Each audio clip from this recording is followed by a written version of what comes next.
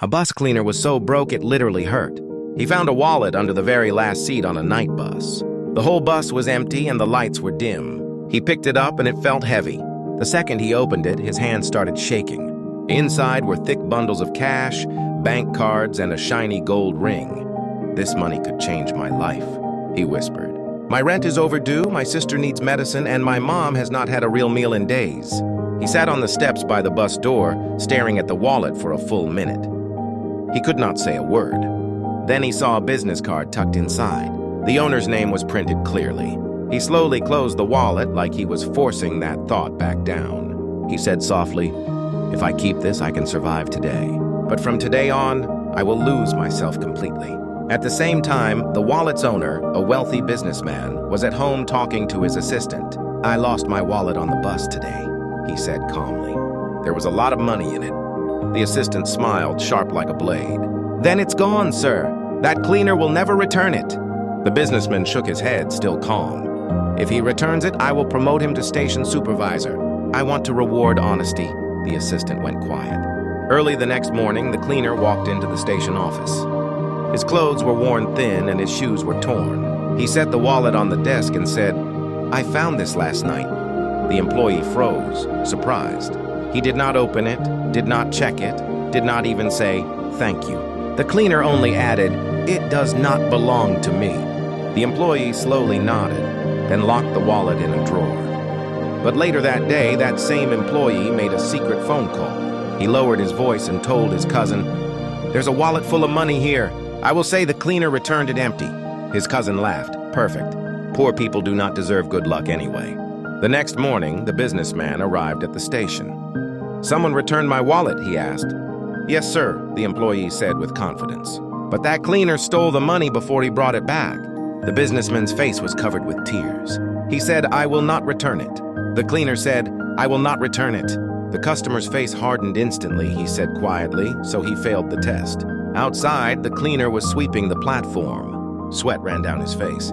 His body was tired, but his heart was calm. Suddenly, a security guard walked up and said, "The boss wants to see you now." Inside the office, the businessman stood there with his arms crossed, his eyes cold as ice. He said flatly, "I trusted you and you stole my money." The cleaner went completely still. "No, sir." His voice shook as he pleaded. "I swear I did not take a single bill." "Enough," the businessman said. "I will not return it." The customer said, "I will not return it." The customer said, "I will not return it." The businessman cut him off. "You're fired. Leave now." The cleaner's eyes filled with tears.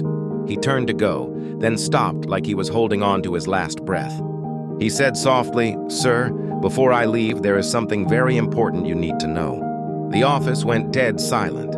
The cleaner swallowed hard. "Sir, when I returned the wallet, I placed it on the desk exactly the way I found it. I never opened it again after seeing the name on the card. But there is something inside that only the real owner would know." The businessman narrowed his eyes. "What are you talking about?" "There's a small tear in the inner lining," the cleaner said softly. "And inside that tear, there's a folded photo. It almost fell out when I checked for the name." The businessman's expression changed instantly. Slowly, he turned to the employee. "Open the drawer." The employee hesitated. "Sir, there's no need." "Open the drawer." His hands trembled as he pulled out the wallet and placed it on the desk. The businessman opened it himself. The cash was gone. His jaw tightened. Then he slid his fingers inside the inner lining and pulled out a small folded photograph. It was a picture of a little girl holding his hand. His daughter. The room felt heavy. He looked up at the cleaner.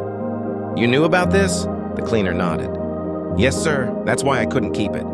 A man who carries his child's photo like that must care about something more than money." The businessman slowly turned toward the employee. "Call security." The employee's face went pale. "Sir, please!" "Now!" Minutes later, security escorted the trembling employee out of the office. An investigation began immediately. The businessman faced the cleaner again. This time, his voice was no longer cold. "I owe you an apology." The cleaner lowered his head. "I only did what was right, sir." The businessman opened his briefcase and placed a document on the desk. Yesterday, I told my assistant that if the wallet was returned honestly, I would promote that person to station supervisor. The cleaner's eyes widened. I misjudged you, the businessman continued. But integrity like yours cannot be ignored. If you still want the job, it's yours. Tears rolled freely down the cleaner's face. My rent is overdue, he whispered. My sister needs medicine. My mother hasn't eaten properly in days, but I would rather stay hungry than become a thief. The businessman extended his hand. Then from today on, you won't have to choose between hunger and honesty. Outside, word spread quickly. The same co-workers who once ignored him now looked at him with respect. Because in a world where many people sell their values for survival, he chose to keep his soul. Moral: integrity may delay your blessing, but it will never destroy it. If this story touched you, comment, "Honesty wins."